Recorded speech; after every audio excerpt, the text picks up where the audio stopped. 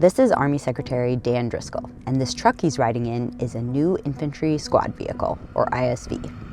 It was badass looking, but it's just a Chevy Colorado. It's just a Silverado that we're just tweaking it. The light and nimble ISV is replacing some of the U.S. military's Humvees, and it's just one example of the massive effort Driscoll is championing to modernize the U.S. Army. What we know is that what has worked for the last 30 and 40 years of fighting is just no longer sufficient. Secretary Driscoll talked to the Journal about why he's laser focused on preparing the U.S. Army for future wars. Earlier this year, Driscoll launched the Army Transformation Initiative to modernize everything a soldier deals with. We have got to mix in all of these new skill sets and traits and technology. The goal? To prepare soldiers for a world in which wars are won by drones, sensors, and artificial intelligence. I think when you talk to soldiers about that, they're not actually worried about their role being outsourced to AI. Keeping a human in the loop is fundamental to probably the type of creativity that will be required in future warfare. In addition to modernizing systems, Driscoll's team identified $48 billion that can be shifted away from old equipment like Humvees and Apaches and toward buying tools for modern warfare. He says investing in equipment with strong supply chains is particularly important since the U.S. may have to scale quickly if a war breaks out. That's what makes the infantry squad vehicle made by GM Defense a good example.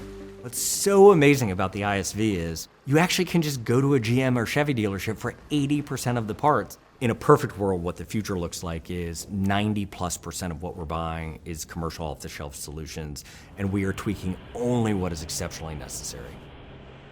Driscoll is also focused on fielding 1 million drones over the next 2 years. Some will be purchased off the shelf from commercial companies, but the Army also aims to make some of them in-house.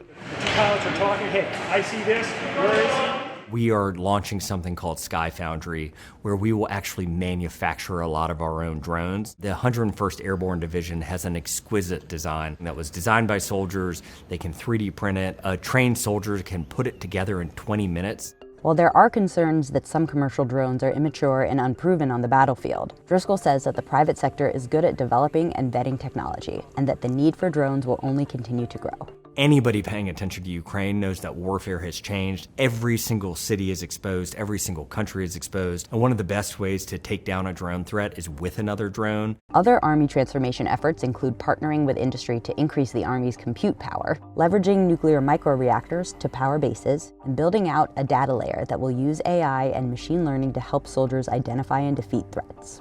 Making those decisions of I have 1,000 things coming at me, which interceptors do I use, what risk am I willing to take, am I in a crowded area, am I near an airport? It's just purpose-built for generative AI to take the first swing at that, and then for humans to own the really complicated questions of morality that are just so intertwined with warfare. To help accomplish all of these goals, Driscoll is changing the way the Army buys equipment and technology, streamlining the Army's program executive offices and allowing acquisition officials to award contracts faster. For too long, what the Army has done is it has misweighted the risk. It has weighted the risk of doing something and getting it wrong as more risky than the risk of not doing anything at all. And with where current warfare is, what we need to do is, and what we are doing is, underwriting commanders to take appropriate risk and act